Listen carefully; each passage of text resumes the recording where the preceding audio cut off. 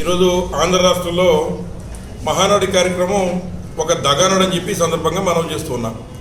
ముఖ్యంగా రాష్ట్రంలో వారి యొక్క పరిపాలన వైఫల్యాన్ని కప్పించుకోవడం కోసం జగన్మోహన్ రెడ్డి గారి మీద ఉన్నటువంటి భయం వల్ల ప్రజలంతా కూడా జగన్మోహన్ రెడ్డి గారి పరిపాలన బాగుందని చెప్పడం వల్ల దాన్ని డైవర్ట్ చేయడం కోసం ఇవాళ కడపలో మహానాడు పెట్టారు. కానీ ఎక్కడ కూడా కడపలో ఉన్న కార్యకర్తల మీద నాయకుల మీద ప్రేమతో కాదని చెప్పి సందర్భంగా తెలియజేస్తున్నాం.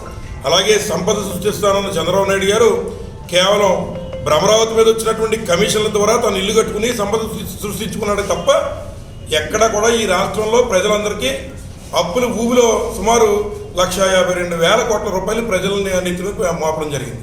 అలాగే మూడో విషయం, చాలా ఇంపార్టెంట్ విషయం ఏమిటంటే, మరి ఏదైతే ఈ రాష్ట్రంలో నారా చంద్రబాబు నాయుడు గారు తర్వాత మళ్ళీ లోకేష్ గారికి ఆ రకమైనటువంటి స్కిల్స్ లేకపోయినా ఆయన్ని జాకీలేసి పైకి లేపడం కోసమే ఇవాళ మహానాడు కార్యక్రమం పెట్టారు. ముఖ్యంగా ఏదైతే పవన్ కళ్యాణ్ గారు ప్రశ్నిస్తాననేటువంటి పవన్ కళ్యాణ్ గారిని బ్లాక్మెయిల్ చేస్తున్నాడు, అలాగే ఎవరైతే వారి కుటుంబంలో ఉన్నటువంటి ఎన్టీఆర్ వారసులను పూర్తిగా తొక్కడం కోసం వారెవరిని కూడా దరిదాపులు కూడా రాకుండా అందులో వారసులేమో కొంతమంది మ్యాన్షన్ హౌస్ స్థాయికి పడుకున్నారు. అంచేత మరి లోకేష్ గారిని జాకీలేసి లేపడం కోసం ఈ కార్యక్రమం.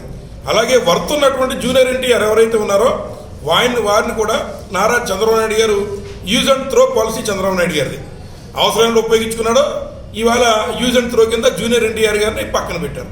అంచేత కేవలం ఎన్టీఆర్ కుటుంబీకుల్ని పక్కన పెట్టడం కోసం, వాళ్ళని మ్యాన్షన్ హౌస్ పెట్టి పడుకోబెట్టడం కోసం ఒకరినైతే మరి వేస్ట్ పేపర్ కింద పక్కన పెట్టడానికి జూనియర్ ఎన్టీఆర్ని పెట్టి పక్కన పెట్టడం కోసమే ఇవాళ మహానాడు కార్యక్రమం పెట్టి కేవలం వారి వైఫల్యాన్ని కప్పించుకోవడం కోసం ఈ మహానాడు జరుగుతుందని మేము భావిస్తూ ఉన్నాం.